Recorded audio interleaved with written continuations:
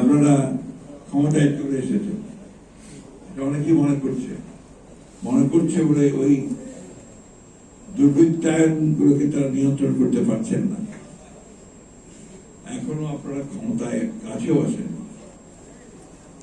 অনেক চক্রান্ত আছে, ষড়যন্ত্র আছে, সেগুলোকে ওভারকাম করে আপনাদের ঐক্য দিয়ে, আপনাদের ভালো কাজ দিয়ে আপনাদেরকে কিন্তু জনগণের কাছে যেতে হবে। আমি কথাটা আজকে যেটা বলছি, এই বইটি যে লেখা হয়েছে তিনি কিন্তু একজন রাজনৈতিক কর্মী এবং ঘটনার উপর পুরো ঘটনা হচ্ছে রাজনৈতিক। জুলাই আগস্টের উপরে এখন সবাই জোর দেন। সত্য কথা যে জুলাই আগস্টে আপনার ছাত্ররা তরুণরা বেরিয়ে এসে তারা আন্দোলন শুরু করেছে। আন্দোলনের শেষ দিনগুলোতে শুধু ছাত্ররাই ছিল না, শ্রমিক, কৃষক, মধ্যবিত্ত, চাকরিজীবী সমস্ত মা বোনেরা বেরিয়ে এসেছিল এবং সেই জন্যই জুলাই আগস্টের সম্ভব হয়েছিল। আমি বক্তব্য বাড়াবো না, আজকে হচ্ছে আপনার শুক্রবার, সবাই আমরা নামাজের জন্য চলে যাব।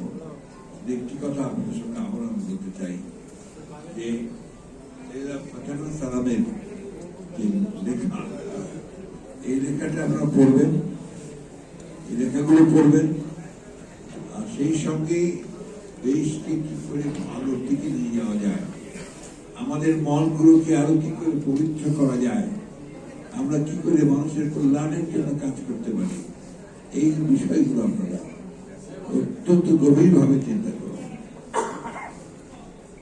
আজকে একটা পরিবর্তন মানুষ চায়, এই পরিবর্তনের জন্য মানুষ কিন্তু মুখ নেয়, আর এই পরিবর্তন তারা বিএনপির কাছে চায়। বিএনপিকে এই পরিবর্তনটা দিতে হলে সেইভাবে কিন্তু তাদের নেতা কর্মী সবাইকে জনগণের সামনে নিয়ে আসতে হবে। আসুন আমরা সেই লক্ষ্যে আমরা সামনের দিকে এগিয়ে যাই।